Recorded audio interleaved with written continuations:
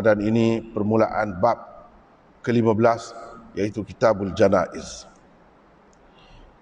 Bab yang pertama di bawah Kitabul Janaiz ialah babul amrad al-mukaffirah lidz-dzunub, bab penyakit-penyakit yang mengkafaratkan dosa-dosa.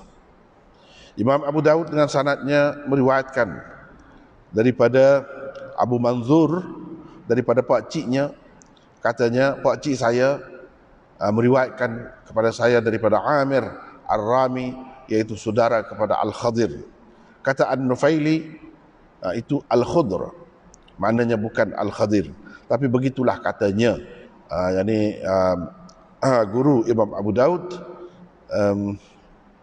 yang perawi itu, dia sebut begitu.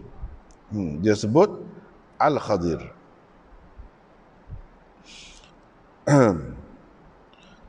Perawi itu Muhammad bin Salamah tersebut Al-Khadir, yang sebenarnya kata An-Nufaili Al-Khudr. Qala, katanya, kata Amir Ar-Rami itu, sesungguhnya saya berada di negeri berada di negeri kami lah. Tiba-tiba kelihatan bendera-bendera besar dan kecil di Julang. Saya pun bertanya, apa ini? Kata mereka, ini adalah bendera Rasulullah sallallahu alaihi wasallam. Aku pun pergi kepadanya ketika baginda sedang berada di bawah satu pokok dan telah dihamparkan untuk baginda satu kisah hamparan.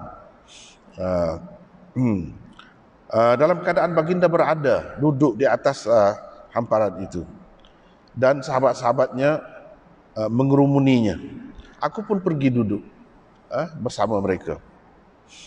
Rasulullah sallallahu alaihi wasallam ketika itu menyebutkan tentang al-asqam, penyakit-penyakit.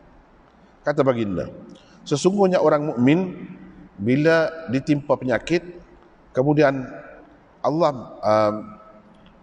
menyembuhkannya daripada penyakit itu, penyakit yang menimpanya tadi menjadi kafarah kepada dosa-dosanya yang lepas, dan menjadi peringatan atau nasihat, peringatan untuknya pada masa akan datang, pada masa seterusnya, menjadi peringatan kepadanya untuk masa seterusnya.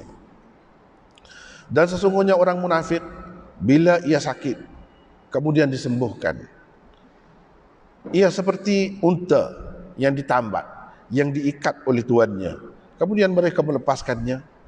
Dia tidak tahu kenapa mereka mengikatnya, dan tidak tahu juga kenapa mereka melepaskannya. Lalu berkata salah seorang yang ada di sekelilingnya, yang di sekeliling Nabi SAW itu, wahai Rasulullah, apa itu al-asqam? Dia tak tahu al-asqam itu, penyakit-penyakit. Apa itu al-asqam? Demi Allah, saya tidak pernah sakit sama sekali. Maka Nabi SAW terus bersabda, qum anna, pergi tinggalkan kami, falasta minna, engkau bukan dari kalangan kami. Fabaina nahnu indahu, ketika kami sedang berada di sampingnya, tiba-tiba datang seorang lelaki yang memakai selimut. Di tangannya ada sesuatu. Dia menutup sesuatu itu dengan selimutnya. Lalu dia berkata, wahai Rasulullah, sesungguhnya bila saya nampak engkau, saya terus datang kepadamu. Tadi saya lalu dekat satu belukar, yang ada pokok-pokok di situ. Saya terdengar suara anak-anak burung di dalamnya. Saya pun ambil dan saya letak di dalam selimut saya ini. Tiba-tiba ibunya, ibu anak-anak itulah burung tu datang, dan dia berlegar-legar di atas kepala saya. Dia berlegar-legar terbang di atas kepala saya. Saya pun buka kain selimut saya tu, tunjukkan anak-anaknya kepadanya. Fawaqa'at alaihinna ma'ahunna, Terus ibunya itu turun dekat anak-anak dia tu, duduk bersama anak-anaknya. Falafaftuhunna bikisai, saya pun terus menutup semua sekali dengan selimut saya, termasuk ibu-ibu dia. Nah, ini semuanya mereka tu.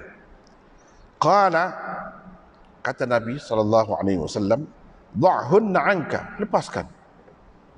Dha'hunna anka, lepaskan. Saya pun, dah Nabi kata, apa dia, letak. Fawada'tuhunna, saya pun letak.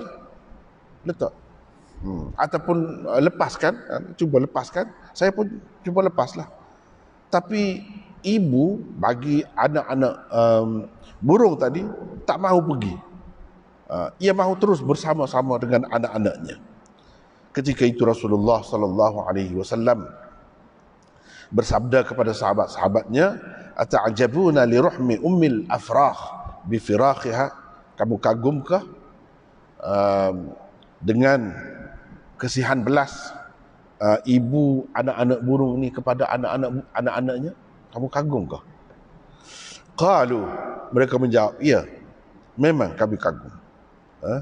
Memang heran, menakjubkan, wahai Rasulullah. Qala, kata Rasulullah sallallahu alaihi wasallam, demi Tuhan yang telah mengutusku membawa kebenaran, sesungguhnya Allah lebih kasih sayangnya, lebih kasihan belasnya terhadap hamba-hambanya daripada ibu anak-anak burung ini kepada anak-anaknya. Irji' bihinna, kamu bawa pergi semua ni, dan letak di tempat mana kamu ambil tadi, sekali dengan ibu dia, kamu pergi letak sana. Faraja'a bihinna, orang itu pun pergi bawa ke tempat dia ambil itu. Seterusnya, babun idza kana ar-rajul ya'malu 'amalan salihan, bab jika seseorang kebiasaannya melakukan sesuatu amal saleh, tiba-tiba ia tidak dapat melakukannya kerana sesuatu penyakit yang menimpanya atau kerana dalam perjalanan. Jadi macam mana? Adakah dia dapat pahalanya atau macam mana? Imam Abu Daud dengan sanadnya meriwayatkan daripada Abi Musa, katanya, aku mendengar Nabi SAW bukan sekali, bukan dua kali, baginda bersabda, apabila seseorang hamba itu melakukan sesuatu amal saleh, yakni kebiasaannya melakukannya, tiba-tiba dia jatuh sakit atau dia bermusafir, nescaya ditulis baginya, mana dia tidak dapat buatlah, nescaya ditulis baginya amal saleh yang selalu dilakukannya ketika dia sehat, ketika dia berada di tempatnya sendiri, muqim. Itulah beberapa hadis di bawah 3 bab yang kita baca tadi. Sekali lagi kita balik ke tempat mula-mula baca tadi. Bab nabshil qubur al-adiyah. Ini bab nabsh. Nabsh makna membongkar kubur, gali kubur. Al-adiyah, yang telah lama, kubur lama. Imam Abu Daud nak cerita di sini bukan soal gali kubur tu sendiri, boleh ke tak boleh. Hak tu kalau nak kira sesuainya, bab tu lah, bab janaiz, orang mati. Sana dia ada kubur, bab kubur ke apa, sana lah sesuainya. Tapi hak sini dia nak ceritanya benda lain. Oleh kerana bab ni masih lagi di bawah Kitabul Kharaj, Kitabul Fai, dan lain-lain, Kanz, Rikaz yang kita telah bincang sebelum pada ni, di bawah hak tu. Jadi Imam Abu Daud nak cerita hak ni kalau kita korek kubur, hak lama-lama lah, kubur lama lah, kubur zaman jahiliah. Lepas tu kita jumpa apa-apa barang berharga, emas ke perak ke, ke mana, kita boleh ambil ke tidak? Hak tu dikira sebagai kanz ke, rikaz ke apa. Jadi nampaklah ada kaitan dengan bab sebelum ni. Bab ar-rikas itu kan sebelum ni kita telah bertemu dengan bab 40. Ni bab 41. Bab 40 sebelum ni bab ma ja'a fir rikaz wa ma fihi. Maknanya bab 41 ni ada kaitan dengan rikas. Hal ni termasuk dalam bab rikas juga ke lagu mana? Jadi Imam Abu Daud nak kata ya, itu termasuk dalam bab rikas dan kanz juga. Yang ni harta Qarun juga, dikira sebagai harta Qarun. Jadi orang yang dapat tu boleh dia lah. Dia hanya kena keluarkan khumus seperti kita telah bincang dah sebelum ni, iaitu 1/5 daripada jumlah harga dia tu. Jumlah harga barang tu. 1/5 daripadanya perlu diberikan kepada pihak pemerintah Islam. Kalau ada lah, kalau tak ada, dia ambil, dia bagi sedekah lah kepada orang. Sebanyak 1/5 daripadanya. Selebihnya dia boleh buat harta dia sendiri. Walaupun kita kata kubur ni tahulah orang dulu. Orang dulu pun nak cari mana orang dulu. Keturunan dia dah tak ada dah. Ni hak cerita ni, hak dalam hadis ni zaman jahiliah. Lama dah. Kubur tu orang tak guna, tinggal gitu je. Lepas tu gali kubur. Boleh ke tidak? Hak tu dalam bab lain, tapi nak cerita boleh jugalah. Kalau kubur lama sangat, boleh kita gali semula. Gali tu untuk apa? Untuk buat apa lah, bangunan kau gapo kau atas tu boleh. Harus. Dan kalau kubur orang Islam sekalipun, kalau lama dah kubur orang tak cara tinggal buat apa ni ratus tahun dah, kita nak guna pula boleh. Ini salah satu kelebihan Islam nak banding dengan agama-agama lain. Kelebihan Islam nak banding dengan agama-agama lain, kalau bab orang mati ni jawab kan, biasanya dua lah cara, sama ada kebumikan dalam tanah ataupun bakar saja. Bakar tu dia satu bentuk pencemaran udara juga sebenarnya. Pencemaran udara. Jadi bakar tu terdedah. Lepas tu naik ke atas ke apa, bila hujan ke apa turun, itu sebenarnya tak molek. Nak banding dengan tanah. Kalau tanah, dia lebih selamat. Sebab apa? Memang kita dijadikan daripada tanah pun. Memang jadi daripada tanah. Minha khalaqnakum wa fiha nu'idukum. Daripada tanah lah kami buatkan kamu. Dan kami kembalikan kamu ke dalamnya. Itu tempat sebenarnya. Lepas tu Allah SWT akan bangkitkan manusia daripada kubur tu. Itulah tempat asalnya. Tempat yang paling sesuai untuk manusia. Sesuai dengan kehormatannya. Kedudukan manusia tu Allah SWT memuliakan. Walaqad karramna bani Adam. Kami memuliakan anak Adam. Hak sesuainya gitulah. Sebabnya, cuba kita bayangkan. Ada salah seorang anak murid saya, dia masuk Islam. Asalnya tidak Islam lah. Dia cerita, salah satu sebab dia masuk Islam. Apa? Dia tengok lah, tempat bakar orang mati tu. Lepas dia tengok orang Islam. Orang Islam lembut, berhalu, comel buat. Cuba dia tengok tempat bakar tu, pernah sekali. Dia kata dia begitu. Moga kita ni kan, orang ni kan, orang dia kalau kena api lagu mana? Nyetok lah kan. Jadi nyetok tu bukan nyetok biasa tu, melompat gitu. Melompat tu kalah ke dia. Kan bila nyetok kembur naik lah. Jadi terkala kejut dia. Kejut dia. Sebab tu dia jadi mikir bahawa Islam ni comel agama. Lalu dia masuk Islam, dah belajar dengan saya lama juga belajar. Alhamdulillah lah. Ada ceritanya. Jadi cara bakar tu tak berapa sesuai sebenarnya. Walaupun orang duduk guna. Sebenarnya kalau kita fikir molek, itu satu bentuk macam penganiayaan kepada kita. Kita kata orang bakar dalam dunia, bakar ke akhirat kena bakar. Dalam neraka tu bakar juga. Jadi kita tu bakar tu. Nak ayat sesuainya dia dengan dibakar tu. Orang-orang kafir tu. Situ pun nampak tak molek dah. Lepas tu kalau tengok kan nampak huduh, nampak orang yang comel-comel tu. Cara tu kan menakutkan. Kalau budak-budak meping ngega tak kira tu kalau tengok lagu tu kan. Jadi cara tu tidak lembut, tidak halus. Sedangkan Islam ni ajar gonyoh orang mati.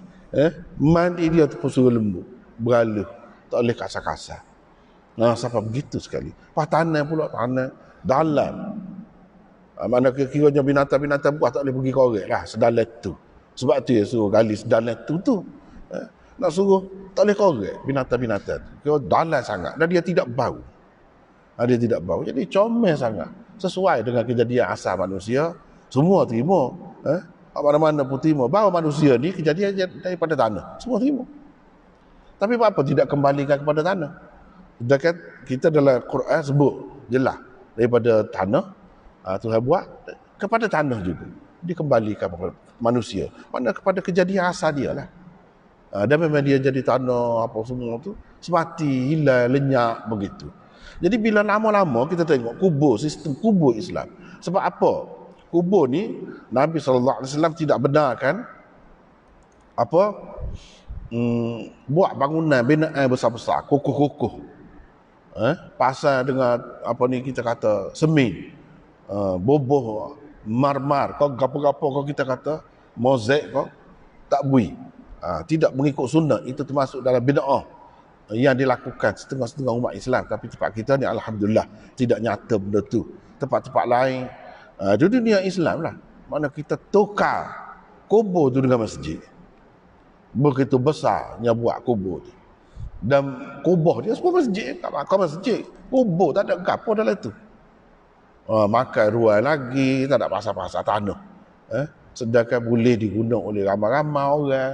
Sepatutnya kubur tu kubur tempat wakaf lah, seperti tempat kita. Tanah situ lah belakang.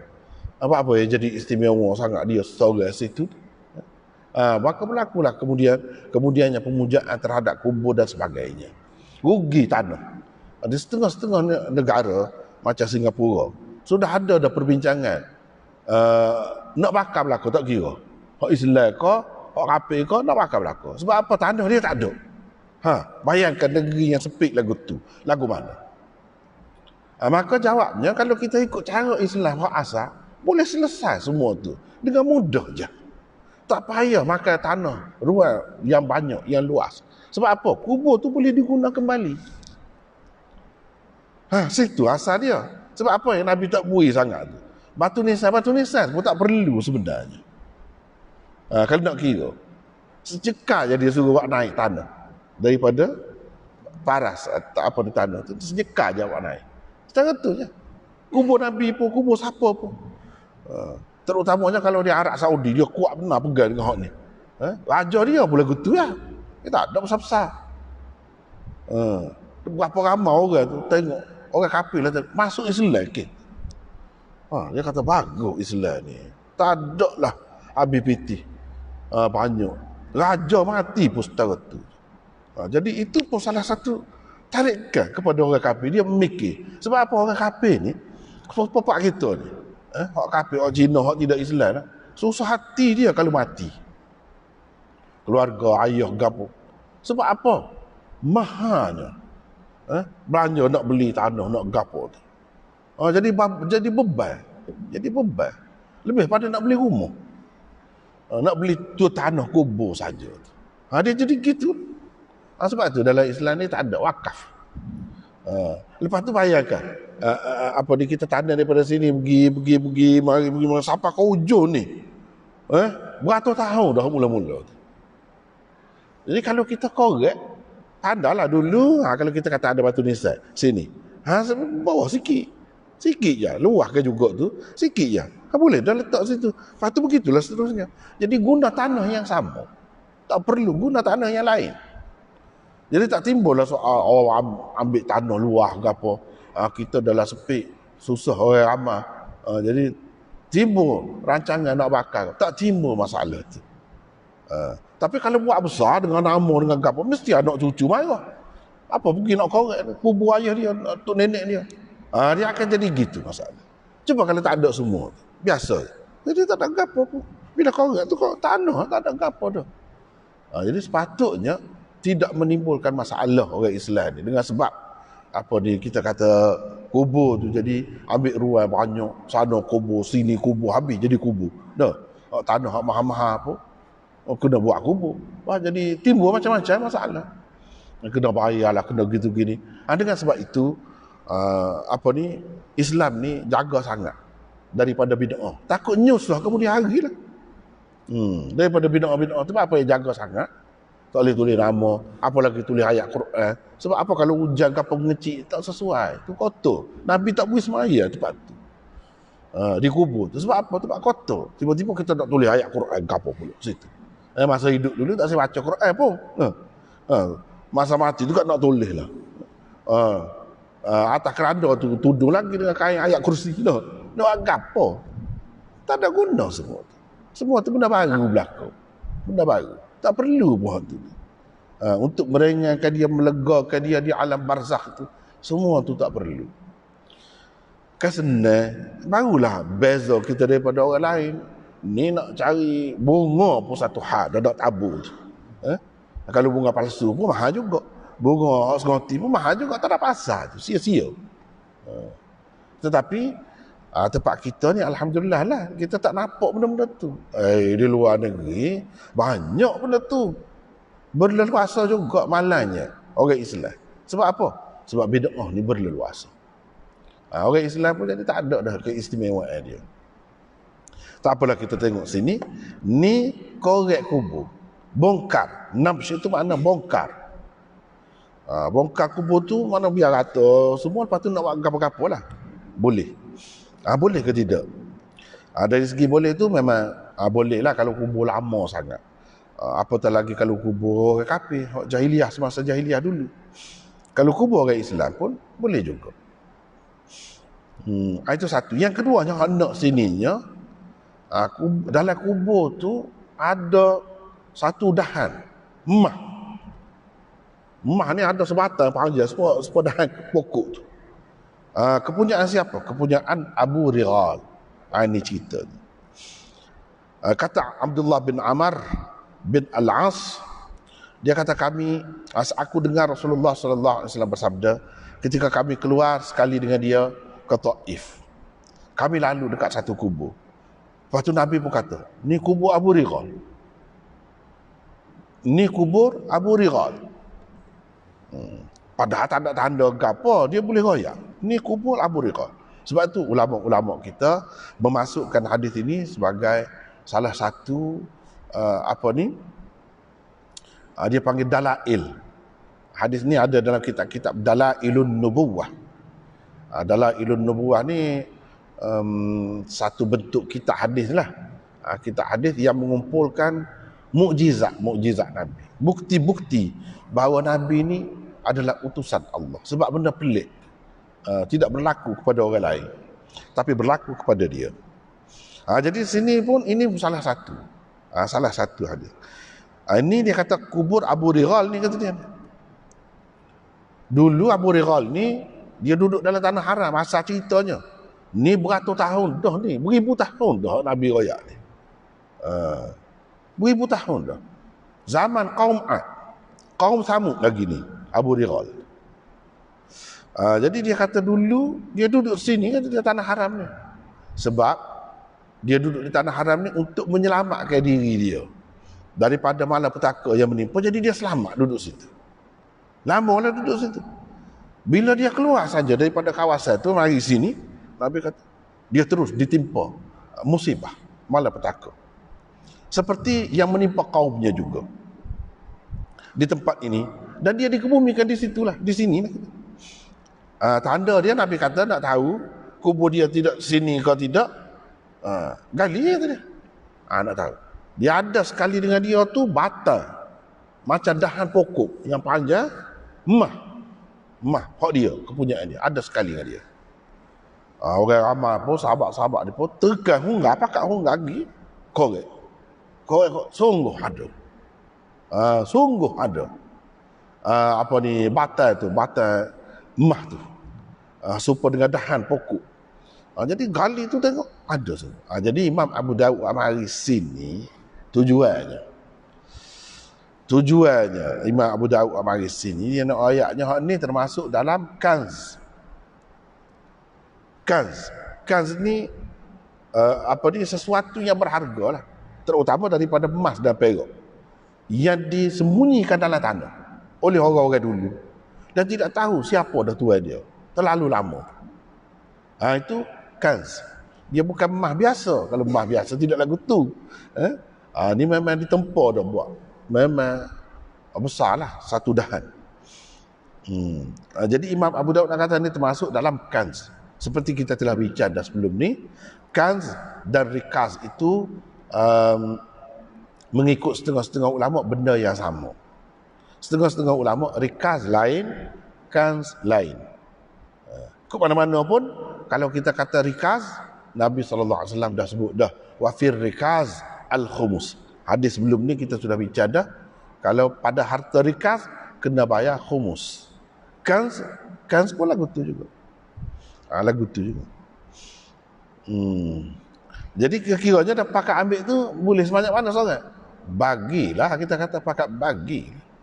Gitu dia tak ada cerita lah. Sekadar tu je cerita tu.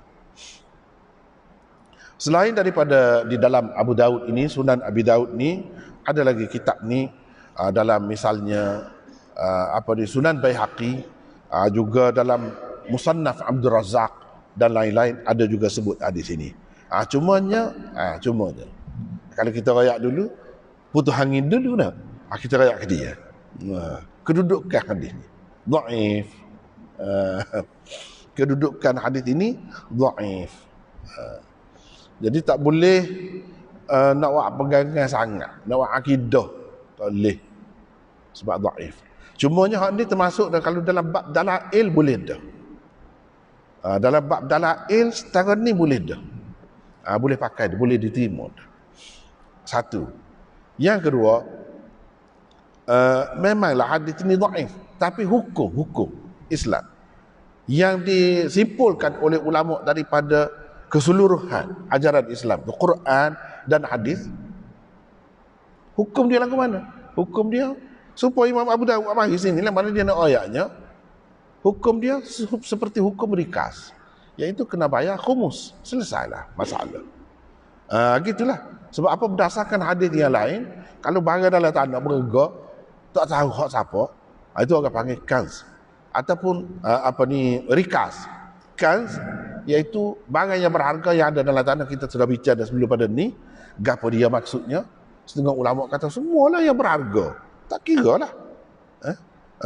Kita kata minyak ke, gas ke, gapo ke, semua masuk. Timah ke, tidak nanti emas dan perak saja. Emas dan perak lebih-lebih lagi lah, termasuk dalam kanz. Kalau itu dikira sebagai harta qarun, maka hukumnya sama juga, iaitu kena bayar khumus. Bila bayar khumus, mana bersih lah. Seperti mana harta kita biasa ni, kita bayar zakat, jadi bersih lah harta kita. Selebihnya kita boleh gunalah halal. Dan benda tu tak ada apa halangan. Kita milik banyak ke harta tu tak ada apa halangan. Tidak jadi kesalahan, tidak jadi haram, asalkan kita keluarkan zakat dia. Tapi kalau di sini dia bukan zakat, dia kira sebagai khumus. Itulah maksud Imam Abu Daud buat mari sini. Jadi apa hadis ni dhaif? Jadi kalau wafir rikazil khumus, hak tu sahih hak tu. Jadi hak tu lah pakai hak tu. Jadi hak ni pun termasuk dalam rikaz juga.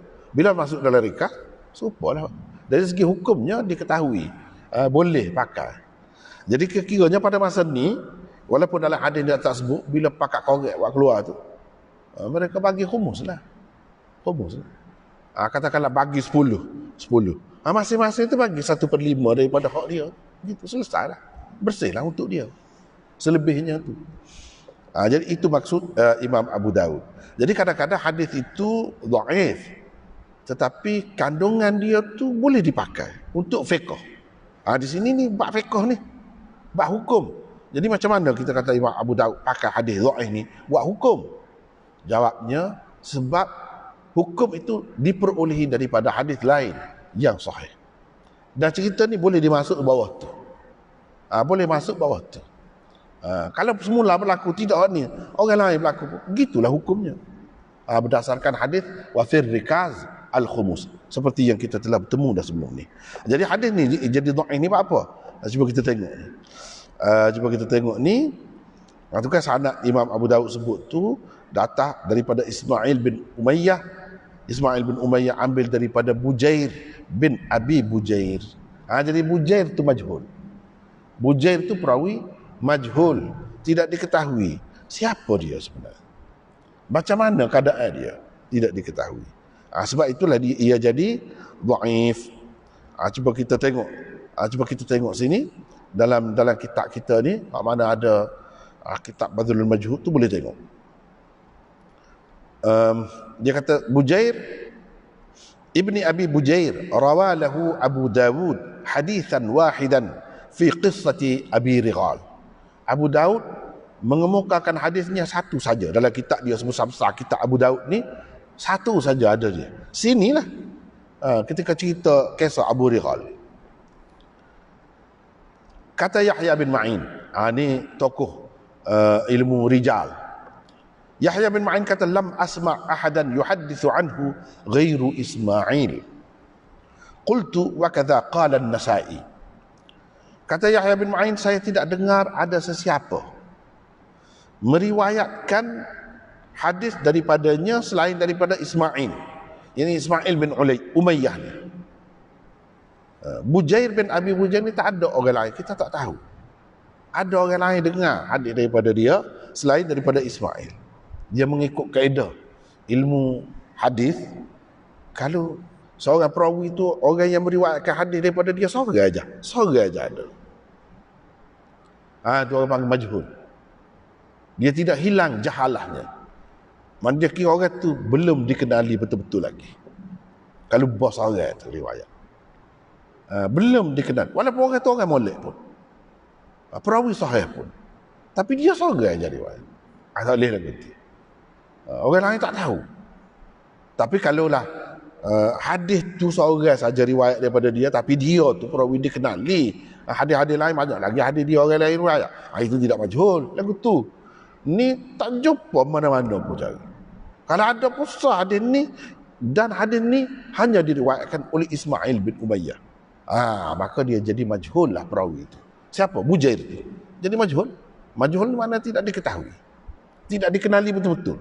Sebab hadis ni, kita kata hadis ni sahih, hadis ni hasan, sebab kita tahu perawi dia tu. Perawi dia tu. Kalau tak tahu, tak boleh nak hukum. Bila tak boleh nak hukum, majhul. Jadi dia kira dhaif. Dengan sebab jahalah perawi itu, maka sesuatu hadis itu jadi dhaif juga. Dengan sebab perawi dia tidak diketahui, tidak dikenali oleh ulama-ulama rijal.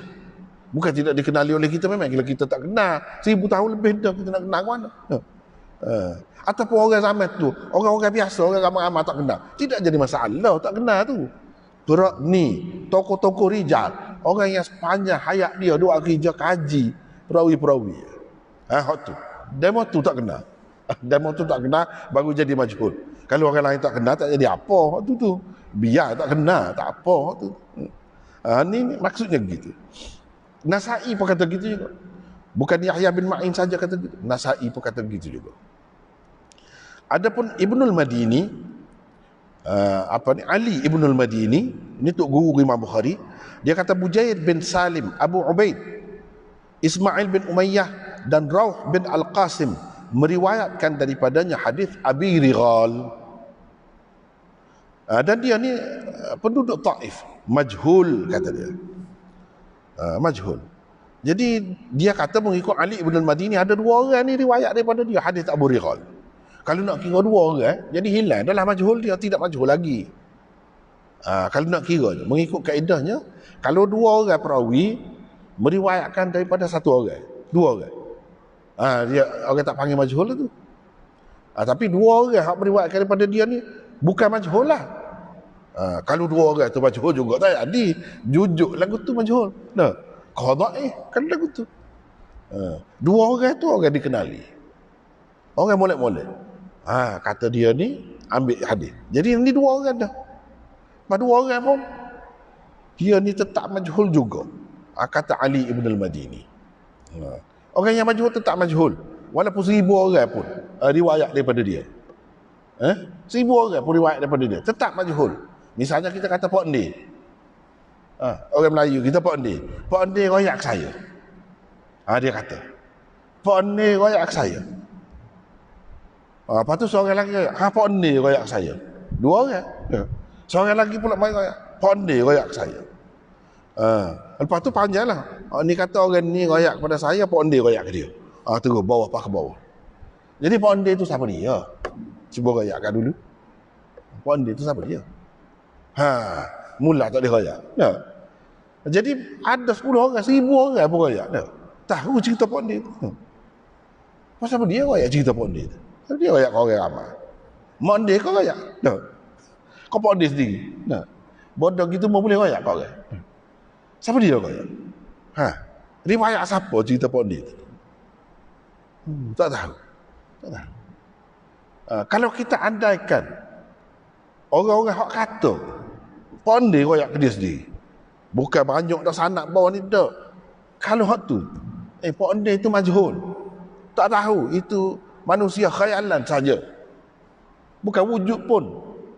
Kalau wujud pun bukan seorang mungkin, ataupun kalau ada tak jelas lah. Itulah orang panggil majhul. Banyak dalam dunia ni orang lagu tu lah dikatakan ada, padahal tak ada dek pun. Binatang sama juga dikatakan ada. Pasal dia jumpa lagu tu nya sepon naga tu. Naga Cina tarian naga gomo gitu mo. Setiap perayaan dia tu ada tarian naga gomo. Naga tu ada ke dulu? Kalau kita orang Islam ngaji hadis dia tanya gitu, memang duduk kata-kata gomo. Sampai dia tengok lagu tu rupa. Naga tu mana dia? Ular besar.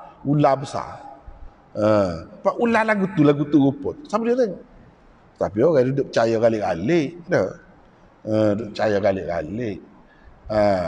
Misal kalau Indonesia, dongeng Indonesia, Garuda, kita panggil burung geda tu. Burung geda, sampai dia tengok burung geda. Tetapi nama airlines dia, penerbangan Indonesia tu Garuda nama. Dongeng. Padahal sampai dia tengok burung tu kalau mari habis gelak dunia. Gelap jadi malam dunia. Besar tak besar je burung. Kononnya burung Garuda, ataupun kita orang Kelantan panggil burung geda. Burung geda tu andqa. Bahasa Arab kata andqa ni dia kata burung khayalan. Manusia saja khayal. Kata begitu. Tak ada siapa pun tengok. Tapi orang duduk percaya galik-galik, bobo nama itu, bobo nama ini. Hakikatnya majhul belaka tu. Majhul. Kalau orang majhul. Ibnu Hibban menyenaraikan perawi ini, Bujair ini dalam thiqah. Wajahhalahu Ibnu Al-Qattan. Ibnu Al-Qattan kata dia majhul. Jadi Ibnu Hibban seorang je kata thiqah. Ibnu Hibban tak boleh, kalau dia seorang orang tak pakai. Dengan sebab itu hadis ni jadi dhaif. Tapi dhaif pun dah kita kata dhaif, Imam Abu Daud mayu agak apa? Ni dalam bab hukum. Jawabnya hukum dia berdasarkan hadis lain. Cerita ni saja hendaknya cerita ni. Cerita ni. Lepas tu dalam hadis-hadis yang sahih pun ada sebut Abu Righal tu, bukan Abu Righal tu dongeng satu orang yang tidak wujud. Dia ada, memang ada Abu Righal tu, berdasarkan riwayat lain yang sahih. Jadi hadis ini kalau kata dhaif pun lagu ni lah orang panggil, tidak dhaif sangat, dhaif yang ringan orang panggil. Dhaif khafif, bukan dhaif jiddan, bukan. Sebab apa? Sebab kandungan dia tu ada dalam hak lain cerita, dalam hak sahih Abu Righal. Lepas tu Abu Righal ni memang tidak disukai oleh orang. Abu Righal, kubur dia tu direjam oleh orang. Kubur dia tu orang nak marah lagi. Dia tu tak ada dah. Jadi tak boleh nak bahas tu, bahas kubur dia. Orang-orang Arab. Orang Arab marah benar dengan Abu Righal. Jadi kata setengah ulama, cerita dia tu tak jelas. Ada yang kata Abu Righal ni dia baru je masa Abrahah mari nak pergi robohkan Kaabah tu kan, dengan tentera bergajah tu sebelum kelahiran Nabi. Mari Abrahah tu, dia laju bawa tentera tu je tunjuk jalannya. Abu Righal. Satu cerita Abu Righal. Satu lagi Abu Righal ni dia hidup di zaman kaum Samud, zaman Nabi Saleh. Mana beribu tahun sebelum tu lah. Aku mana-mana pun boleh jadilah ada nama orang hak lagu tu. Dua orang kau kita kata ada lah. Tu kalau berbeza tu, berbeza boleh jadi diberi nama begitu. Sebab kita katalah Pok Emak, Pok Leh. Agak ramai Pok Leh dalam dunia, you know. Pok Leh. Pok Leh. Hak tu pun Pok Leh juga, ni pun Pok Leh juga. Boleh jadilah. Ikut mana-mana pun cerita dia dalam riwayat yang sahih ada. Iaitu Sayyidina Umar pernah marah bila satu orang tu cerah habis bini dia. Ini dalam riwayat Imam Musnad Ahmad dan lain-lain ada sebut. Cerah habis bini dia. Jadi Sayyidina Umar pun pasal gini. Dulu dia masuk Islam, dia ada bini 10. Ada bini 10. Lepas tu bila dia masuk Islam, Nabi SAW kata kepada dia, namanya Ghailan. Nabi kata, kamu pilih 4 saja. Sekat 4 je, tak boleh. Umat ni sekat 4, tak boleh lebih daripada 4. Dia pun ambil 4. Tak apalah. Lama-lama sampai ke zaman Sayyidina Umar, dia cerah bini dia. Sayyidina Umar marah. Sayyidina Umar kata rojok balik. Rojok balik. Dia cerah bini dia tu pasal tak sewi harta, tak sewi boleh gapo lah. Bini dia tu. Kalau dia mati, dekat nak mati, kalau mati boleh bersaka. Dia tak sewi. Kira-kiranya begitulah. Kira-kiranya. Jadi setengah ulama bahas pula tu hadis tu setara mana kedudukannya. Tak apalah, kita ambil setengah-setengah tu. Dia kata sebahagian Ghailan tu cerita lain. Ni hak Sayyidina Umar kata ni orang lain. Tak apalah. Jadi setengah-setengah ulama kata sahih. Bila begitu, Sayyidina Umar suruh rojok. Jangan buat gitu. Kalau mu tak rojok, mu tak bagi harta, nak lari harta, aku akan rejam kuburmu, kata dia. Seperti direjam kubur Abu Righal. Tu cerita je. Seperti direjam kubur Abu Righal. Dia kata gitu. Jadi dia paksa suruh rojok. Jadi rojok lah. Maknanya tak boleh buat gitu. Pemerintah berhak menekan seseorang tu supaya rojok balik terhadap isteri-isteri dia. Kalau dia tujuan dia buat gitu tu untuk menganiayai isteri-isteri dia. Jadi pihak kerajaan boleh memaksa menekan dia supaya rojok balik. Tak boleh buat gitu. Jadi itu kinyaya lah. Jadi tindakan Sayyidina Umar tu untuk nak mengelak daripada berlaku penganiayaan kepada isteri-isterinya. Tak apalah. Jadi itu kedudukan hadis ini.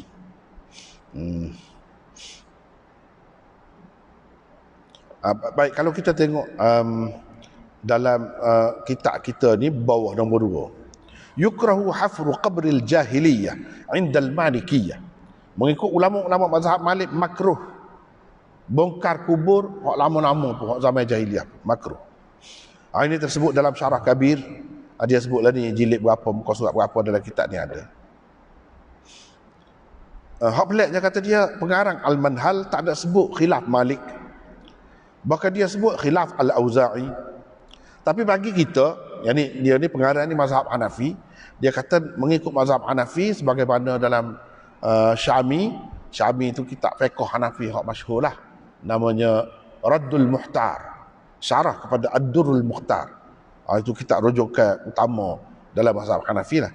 Dia kata tak apa.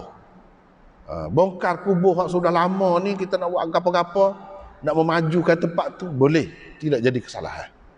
Tidak kata dah kubur lama, beribu tahun pun, kalau tahu tu kubur tak boleh sentuh. Tidak begitu. Tidak begitu. Begitu juga dalam Maraqi, Al-Maraqil Falah. Tidak harus memindahkan dan bongkar kubur walaupun kubur zimmi. Kalau masih baru, tidak lama, tak boleh. Nak bongkar kubur tak boleh. Kalau sudah lama dan ahli harbi tak apa. Tak jadi masalah. Dan qultu waqad nubishat li bina'il masjid. Sebenarnya masjid Nabi lah ni tu, masjid Nabi di Madinah tu, asalnya tanah kubur tu sebahagian daripada ini. Dan dalam Bukhari ada riwayat hadis yang Nabi SAW suruh bongkarkan kubur tu, peratakan kubur tu, dan tak jadi masalah, tak apa, boleh buat. Boleh buat. Tapi dengan syarat bukan nak ambil berkat dengan kubur lah. Lah ni ada pula dah ahli bid'ah, orang Islam di mana-mana dia sengaja kalau ada kubur Tok Wali dia pergi buat masjid situ. Nak berkat pula, berkat Tok Wali tu. Itu tak boleh, itu bid'ah besar. Tak boleh. Kalau dengan maksud tak boleh. Kalau dengan maksud nak, tak ada lah, tak ada kenang apa-apa dah. Tak ada nak ambil berkat apa-apa, saja nak ambil manfaat daripada tanah tu. Maka boleh. Terutamanya kubur orang kafir yang sudah lama, zaman jahiliah lagi, dan kubur itu sudah ditinggalkan. Jadi boleh kita ratakan, dan untuk apa-apa binaan termasuk masjid pun boleh, tidak jadi masalah.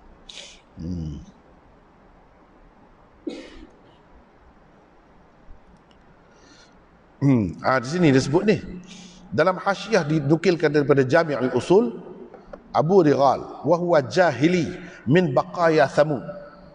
Dia ni orang jahiliah, daripada itulah nenek moyang ni lah, orang zaman jahiliah daripada puak-puak Thamud itu. Kemudian dia ni jadi amil kepada Saleh, Nabi Saleh. Adalah disebutkan dalam sejarah begitu. Nabi Saleh dia ni pegawai Nabi Saleh, kata kalau mengikut cerita ni dalam syarah ni lah. Nabi Saleh pernah menghantar dia kepada kaum Thamud, satu kumpulan kaum Thamud. Dia pergi ke sana, dia ubah hukum Nabi Saleh. Dia menghalalkan apa yang haram dan mengharamkan apa yang halal. Maknanya mengubah ajaran Nabi lah. Itu sebab Abu Righal ini terkutuk sangat. Ini adalah kitab ni. Setengah ulama kata dia ni dalil Habasyah. Dalil Habasyah. Itulah puak-puak Abrahah nak pergi robohkan Kaabah dulu, dia ni jadi guide, jadi apa ni, tunjuk jalan lah, nak pergi robohkan Kaabah. Ada juga ulama, ni kaul-kaul yang lemah lah. Dia kata inilah orang yang mula-mula mengambil cukai dengan cara yang zalim daripada orang ramai. Abu Righal. Dalam bahasa Arab ni dia jadi perumpamaan lah, Abu Righal ni, untuk kezaliman. Kalau orang yang zalim, zalim seperti Abu Righal. Seperti kita lah, seperti kita kan, kalau bodoh seperti ponde. Kita ada gitu. Jadi ada perumpamaan gitu. Jadi hak ni pun dia perumpamaan untuk orang zalim seperti Abu Righal. Inilah apa ni, kubur orang yang direjam oleh setengah-setengah orang yang buat akidah haji. Dia tahu kubur Abu Righal, dia rejam kubur tu.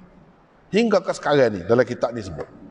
Mana-mana orang tahu tu nak marah lah. Nak marah tu pekor, padahal tak perlu gitu dah kan. Cukuplah azab Allah SWT kepada dia. Tapi nak rayaknya mereka yang rejam tu sebab apa? Sebab ada sebut. Sayyidina Umar pun ada sebut dalam hadis yang sahih tadi, aku rejam kubur kamu seperti direjamnya kubur Abu Righal. Maknanya boleh nak melepaskan kemarahan tu sekadar tu nak pekung. Kalau orang jahat sangat, di kubur dia tu boleh. Dengan sebab itulah kata Jarir ni, kalau orang belajar syair Arab, dia tahulah. Jarir lawan dia Farazdaq. Jarir lawan dia Farazdaq. Ni penyair-penyair yang mengarut lah ni. Kita nak baca syair pun berasa lemah juga dalam masjid ni. Tapi syair mengarut lah. Syair mengarut. Dia badi kata dua orang tu. Tapi dia kata sedap lah.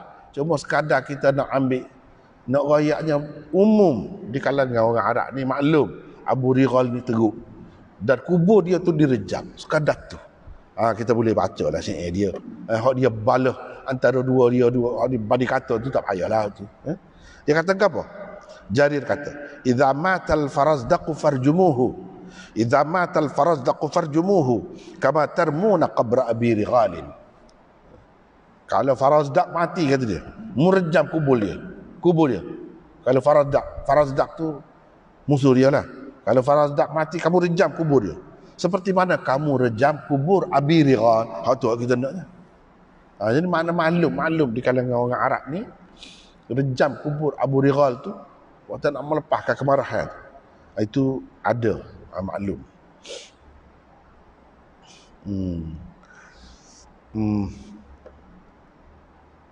Gitulah.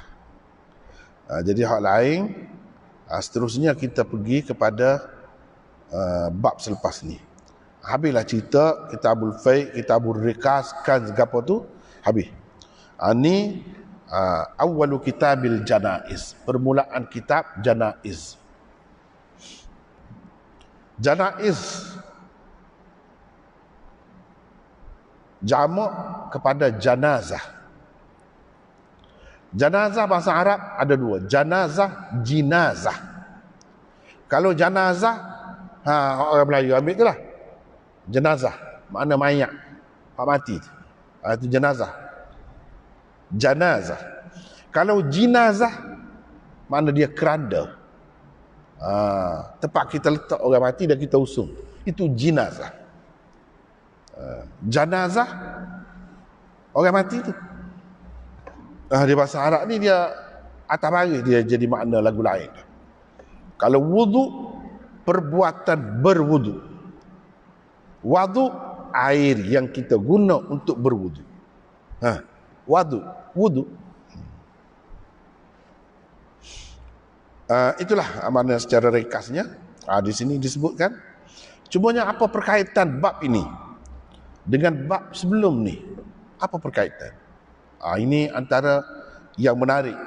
Oleh kerana kitab ni dikarang, ni syarah adalah dikarang oleh ulama India.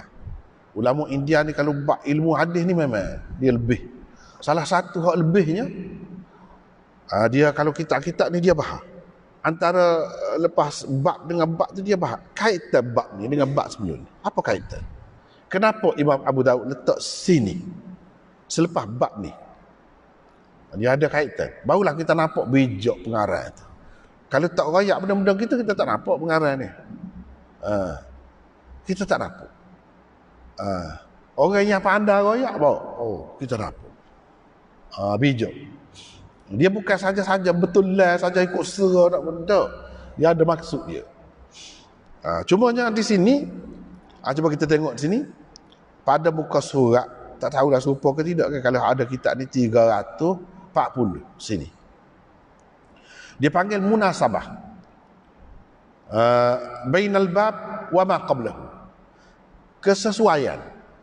Munasabah itu mana? Kesesuaian. Di antara kitab janaiz ini dengan kitab sebelum ni. Apa kesesuaiannya? Apa kaitannya? Dia nak boleh nampak kesinambungannya. Sebabnya kalau tak nampak kesinambungan kan jadi nampak canggung lah, janggal lah, macam-macam lah. Tak sesuai. Tak sesuai. Dia biar sesuai tu. Baru jalinan dia tu nampak comel. Dan kitab sebelumnya iaitu Kitabul Kharaj, Faiq dan Imarah itu agak jauh. Kalau kita nak kaitkan dengan kitab tu agak jauh. Tetapi boleh dikatakan begini. Untuk kita nampak kesesuaian atau perkaitan bab ni dengan bab sebelumnya, boleh kita kata gini. Iaitu musannif, yakni Imam Abu Daud, bila dia sebut di akhir kitab sebelum ni, kan saat ni baru kita baca. Saat ni baru kita baca. Iaitu Babun Nabshil Qubur Al-Adiyah. Babun Nabshil Qubur Al-Adiyah. Bab yang terakhir sebelum ni. Kita baru baca saat ni. Iaitu bab membongkar kubur yang sudah lama sangat. Jadi sesuailah di sini selepas ni dia sebut Kitabul Janaiz. Jenazah. Jenazah tu orang pergi ke mana? Pergi kubur kan? Jadi kubur-kubur tu tempat apa? Tempat jenazah lah. Cuba tengok. Sesuai mana kitab ni kita nak baca ni dengan sebelum ni. Dia bukan sesuai dengan keseluruhan bab sebelum ni dah. Dia sesuai dengan hadis terakhir bab sebelum ni. Di situ dapat kesesuaiannya situ. Sebab apa? Sebab kubur tempat apa? Tempat jenazah. Jenazah pergi ke kubur. Jadi kot tu kesesuaiannya. Satu. Yang kedua, musannif telah menyebutkan kitabul jihad sebelum ni. Kalau kita tengok, kita susul semula, kita susul kembali susunan bab yang dibuat oleh Imam Abu Daud. Dia sebut kitabul jihad, lepas tu dia sebut kitabul dhahaya. Dhahaya ni bab kurban lah, kurban binatang. Kemudian dia sebut kitabul wasaya, kitab wasiat-wasiat. Kemudian dia sebut kitabul faraid, kitab pusaka, bagi pusaka. Jadi semua bab-bab tu kalau kita tengok kan, dia ada kaitan dengan kematian. Jihad ada kaitan dengan mati. Mati syahid. Atau mati sajalah, mana pergi perang tu mati. Dhahaya, kurban binatang. Ini ada kaitan dengan mati. Matilah binatang tu. Kalau kita kurban tu, lembu kau kambing kau gapo. Kalau kita kata wasiat, dia berkaitan dengan orang mati juga, nak mati, wasiat. Faraid ada kaitan dengan mati juga. Sebab bagi pusaka ni, pusaka orang hak mati. Hak tak mati orang tak bagi. Jadi itu kesesuaian. Dia kita hadis ni kalau kita belajar lagu tu, nampak sedap. Sedap. Kalau kita baca hadis saja, serupa je kita hadis ni. Kita nak nampak beza antara satu kita hadis dengan kita hadis yang lain duduk situ. Duduk situ. Hak lagu ni hak paling banyaknya, paling hebatnya Bukhari. Sahih Bukhari, tak boleh lawan. Tapi kita tengok sini, Imam Abu Daud pun ada juga. Mana perkaitan bab dengan bab tu dia ambil kira juga. Bukan kata buat ikut sera je. Itu baru comel. Kalau kita kata orang yang mahir tentang sesuatu lah, dia nak susun sukatan pelajaran tu, kan pandai kita tengok. Kalau orang pandai, kelas 1 setara ni ya bui. Kelas 2 naik sikit, kelas 3 naik sikit. Barulah nampak sesuai. Tidak penat budak tidak jadi suka lah, bila-bila suka ya boleh ilmu. Itu kesesuaian dia. Tidak sesuai ni lagu mana? Sepatutnya kelas 1. Bui kelas 1, kita bui pelajaran universiti. Mana boleh sesuai lah kita.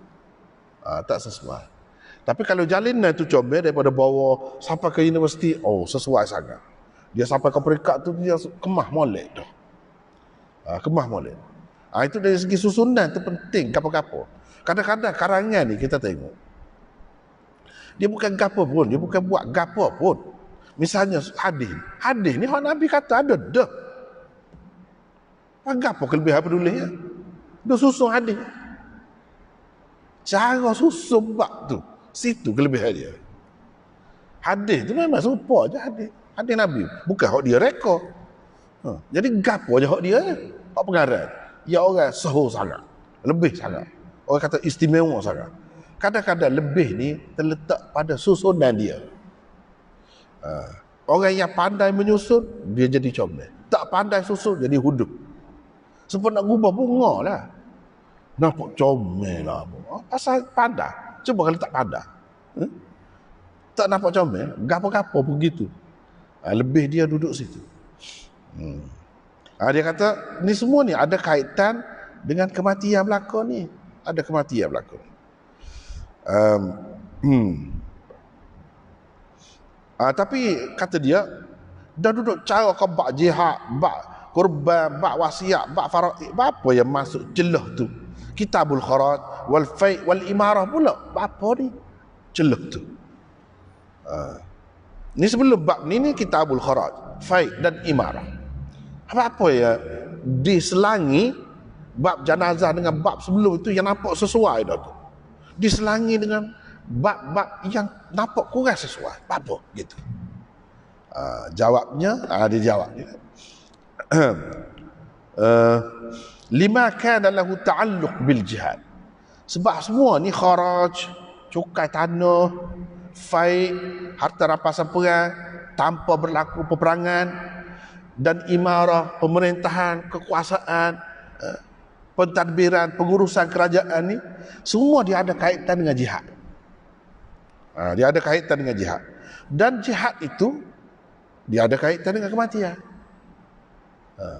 Jadi bila berjihad, katakanlah berjihad, Nabi dulu berjihad pergi-pergi. Orang kafir kalah. Bila kalah tidak negeri itu boleh. kau orang Islam boleh ke Nabi kan? Bila boleh dia kan? Dia mengetahui cara Islam lah. Itu imarah.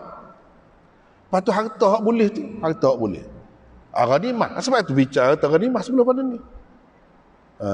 Lepas tu ada perang lari dulu lagi, tak ada perang ke satu. Harta hak dia tinggal tu boleh ke apa? Harta fight. Fight ni nak bagi lagu mana? Sebab itu dia kesesuaian tu kot tu. Jadi makna seseolahnya Kitabul Kharaj, fight dan imarah ini selingan, orang panggil selingan. Bab-bab selingan. Hak sebenarnya Kitabul Janaiz itu ada kaitan dengan bab sebelum itu lagi. Bab apa selingan tu? Sebab benda-benda ni diperolehi hasil daripada jihad. Hasil daripada jihad. Bila? Di zaman Nabi SAW dahulu, begitulah sejarahnya. Kebanyakan wilayah-wilayah Islam ni semakin luas tu. Luas dengan sebab apa? Dengan sebab jihad. Lalu Farsi jatuh ke tangan Islam. Syam, Palestin, apa semua tu di bawah wilayah kekuasaan Rom jatuh ke tangan Islam. Jatuh dengan sebab apa? Jihad. Lepas tu keluar lagi, sampai ke Turki, sampai ke Pakistan, sampai ke Morocco pergi. Melalui apa? Jihad. Semua tu. Dan Islam imarah, memerintah di sana. Puncanya jihad. Itu ada kaitan. Tapi makna di celah-celah jihad tu kan ada orang Islam tak mati ke? Mati sepotollah kalau dah pergi perang. Orang kafir pun mati juga. Cuma kita orang Islam ni kalau mati nak buat lagu mana? Itulah Kitabul Janaiz. Kitabul Janaiz. Kita tengok kan sesuai nampak tu. Perkaitan. Dia perkaitan bab tu sangat penting dalam kitab-kitab hadis ni. Orang yang tak mengesan benda tu dia tak ada kemanisan. Belajar kitab-kitab hadis tak ada kemanisan. Dia boleh hadis saja lah. Sedangkan sumbangan, jasa, kebijaksanaan ulama-ulama tu duduk situ. Kita tidak cuba korek hal tu. Jadi tak nampaklah kelebihan Abu Daud, tak nampaklah kelebihan imam tu imam ni. Tapi kalau kita tahu lagu tu, nampak. Kita jadi kagumlah. Dengan imam-imam besar ni kita kagum. Sebab apa? Memang hebat. Kita nampak hebat. Ini kelebihan saya nak royak. Kalau pengajian di India, di Pakistan, dia kelebihan tu. Dia royak kaitan. Kalau kita tengok, cuba tengok. Syarah-syarah Arab. Dia tak ada royak benda-benda lagu ni. Cuba tengok. Banyak syarah Abu Daud ni. Dia tak ada sebut. Apa kaitan bab ni dengan bab? Tak ada sebut. Tu pergi gitu. Tak ada nampak kaitan. Tak ada nampak kelembutan tu. Seni tu tak ada nampak tu. Seni. Tapi demon ni dia jaga benda ni. Jadi cara seni tu pun kita pergi rumah orang lah boleh nak masuk gong selalu. Orang sibuk kata pintu belakang pun boleh juga dah. Pintu belakang, pintu depan dah. Macam-macam lah. Boleh juga masuk. Tapi comel kau. Cara tu. Tapi kalau diundang, dijemput kan. Dia pasal dengan permaidaninya, dengan pasal dengan bunga-bunganya, pasal dengan lampu lilatnya. Lepas tu ada penyambut tamunya. Kan comel. Comel nampak tu. Lembut cara masuk. Jadi kita nampak situlah. Dan ada nak nampak adat dia, ada nampak budaya dia, ada nampak semua. Tapi kadang-kadang kalau tak ada tu boleh. Cuma tak teratur sikit lah. Bila tak teratur tu kan kadang-kadang dia menimbulkan macam-macam lah. Macam-macam boleh berlaku. Tak apalah, kita tengok sini. Jadi bab mula-mulanya di bawah kitab ni ialah babul amrad al-mukaffirah lidh-dhunub. Babul amrad al-mukaffirah lidh-dhunub. Saya rasa tak berapa dah dah malam ni. Kalau habis pun tak puas hati juga ni. Pasal banyak perbincangan juga. Kita sekat itulah dulu malam ni insya-Allah. Cuma minggu depan ni nak maklumkan kita tak ada kelas ni. Ada hal sikit. Kita cuti minggu depan tak ada. Insya-Allah lepas itulah. Jadi setakat itulah dulu untuk malam ni. Nanti kita sambung bab pertama Kitabul Janaiz. Wallahu a'lam.